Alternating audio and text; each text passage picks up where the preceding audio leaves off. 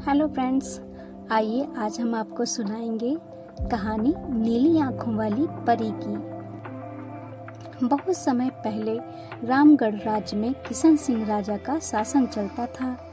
राजा का दिल बहुत साफ था। वह हर त्योहार के दिन लोगों को दान देते थे। इस साल भी एक त्योहार के अवसर पर राजमहल में दान लेने वालों की भीड़ लग गई। राजा ने सबको भर भर कर दान दिया। अंत में कमर को झुकाते हुए एक महिला राजा के पास दान लेने के लिए पहुंची, लेकिन तब तक राजा के पास दान देने के लिए कुछ भी नहीं बचा।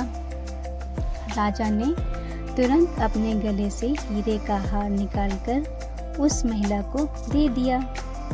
वह महिला राजा के सिर पर हाथ फेरते हुए आशीर्वाद देकर चली गई। अगले दिन राजा अपने बगीचे में बैठकर सोच रहे थे कि मेरे जीवन में एक पुत्र की कमी है। भगवान ने मुझे सब कुछ दिया, लेकिन पुत्र सुख पता नहीं क्यों नहीं दिया। तभी राजा की गोद में आकर एक आम गिरा। राजा इधर उधर देखने लगे। उनके मन में हुआ कि आखिर यह आम मेरी गोद में आया कैसे। तभी कुछ देर बाद उन्हें बहुत सारी परियां दिखाई दीं। उन सभी परियों में से एक नीली आंखों वाली परी राजा के सामने आई और बोलने लगी कि इस आम को अपनी पत्नी को देना। यह आम तुम्हें पुत्र रत्न देगा। इसे खाने के 9 महीने बाद ही तुम्हारी पत्नी माँ बन जाएगी। वैसे तुम्हारे भाग्य में पुत्र सुख तो नहीं है, लेकिन तुम दिल के साफ हो और दानी भी हो, इसीलिए तुम्हें यह सुख मिला है। बस यह सुख तुम्हें सिर्फ 21 साल तक मिलेगा, लेकिन जैसे ही तुम्हारे बेटे की शादी होगी उसकी मौत हो जाएगी। राजा ने दुखी मन से नीली आंखों वाली परी से पूछा, क्या इसका कोई उपाय नहीं है? परी ने कहा, राजन, कल मैं कमर झुकाते हुए एक साधारण महिला के रूप में तुम्हारे दरबार में दान लेने के लिए आई थी। देखो, जो माला तुमने मुझे दी थी वह मेरे गले में है। तुम्हारे इसी कर्म और दूसरों की मदद करने की भावना के कारण मैं तुम्हें पुत्र का आशीर्वाद देने के लिए आई हूँ, लेकिन तुम्हारा बेटा 21 साल से ज़्यादा नहीं जी पाएगा। फिर भी तुम इसकी मौत होते ही उसे एक संदूक में डाल देना। उसके बाद संदूक में 4 दही के घड़े रखना और बीच जंगल में लाकर छोड़ देना। इतना कहकर नीली आंखों वाली परी वहाँ से ओझल हो गई।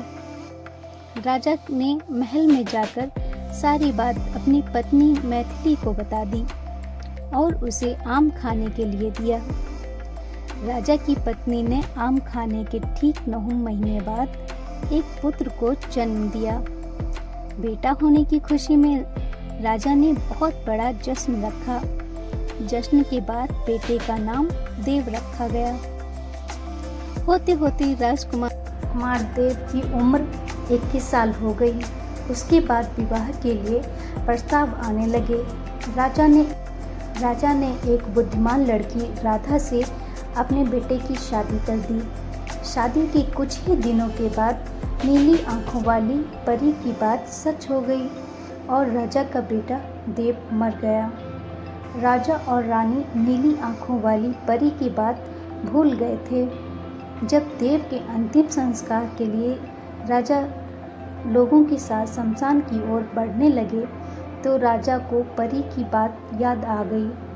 तुरंत राजा ने सबको एक बड़ा सा संदूक और 4 दही के घड़े लाने के लिए कहा।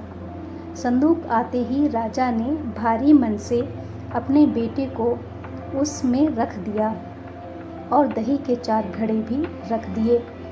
उसके बाद राजा ने अपने सैनिकों की मदद से उस संदूक को घने जंगल के बीच में रख दिया और वहां से लौटने के बाद राजा का मन किसी काम में नहीं लगा।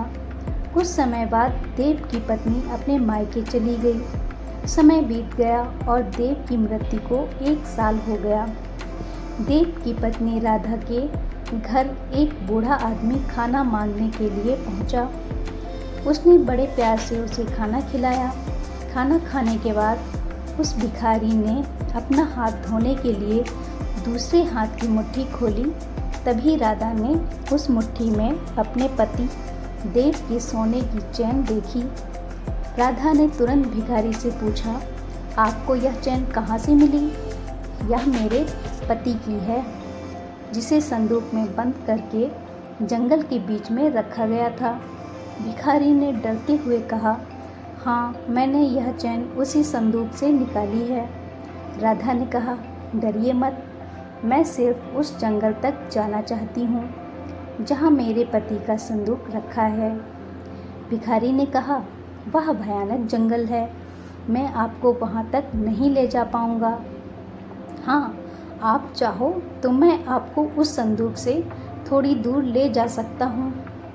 राधा तेजी से भिखारी के साथ जंगल पहुँची। घने जंगल से पहले ही भिखारी वहाँ से चला गया। फिर राधा अकेले ही अपने पति के संदूक को ढूंढने के लिए निकल पड़ी। वहाँ जाकर उसने अजीब सी चीज़ें देखीं। संदूक के पास बहुत सारी परियां थीं। राधा पेड़ के पीछे छिपकर उन्हें देखने लगी। राधा ने देखा कि सारी परियों के बीच से एक नीली आँखों वाली परी आई और उसने संदूक में एक लकड़ी देव के मृत शरीर के पास और एक पैर के पास रखी। तभी देव संदूक से बाहर निकल आया। परियों ने देखा, मिठाई खिलाई और दोबारा संदूक के अंदर डालकर लकड़ियों की स्थिति बदल दी। रोज रात को नीली आँखों वाली परी इसी तरह से देव को संदूक से बाहर निकालती और फिर उसी में भेज देती थी।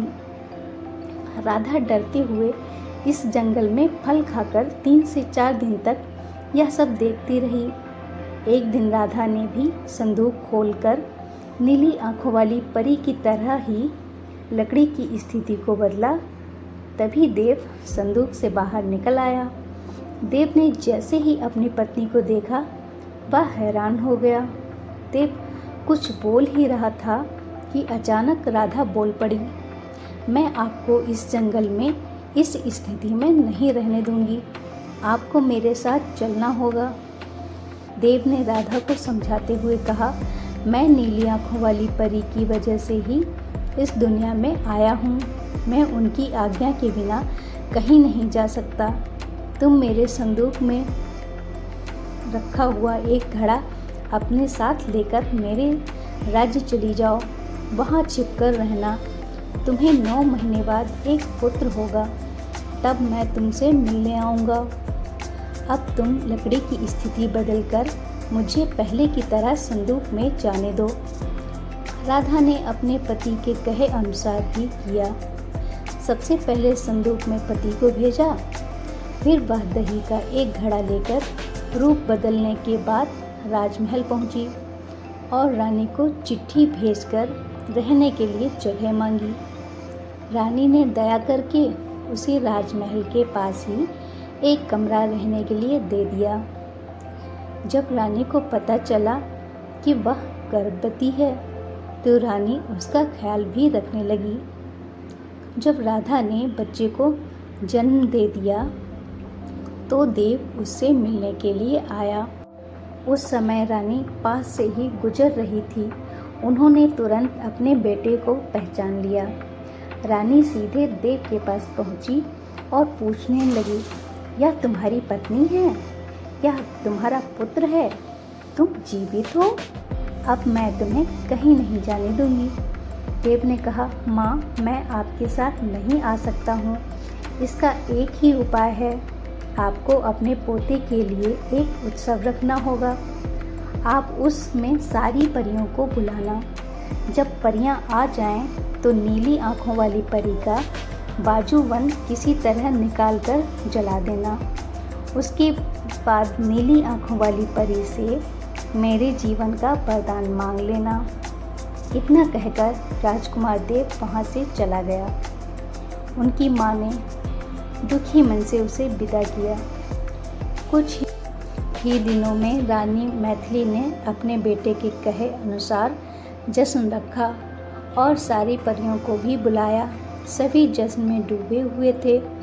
रोते बच्चे को देख नीली आँखों वाली परी ने उसे अपनी गोद में उठा लिया। तभी रानी मैथिली ने परी से कहा, देखिए ना, इसे आपका बाजूबंद पसंद आ गया है। तभी तो आपके पास आते ही इसने रोना बंद कर दिया। क्या आप कुछ देर के लिए अपना बाजूबंद इसे खेलने के लिए दे देंगी?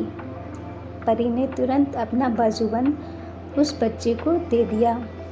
रानी मैथिली को इसी मौके का इंतज़ार था। उसने सबसे नज़रें बचाते हुए उस बाजूबंद को आग में डाल दिया।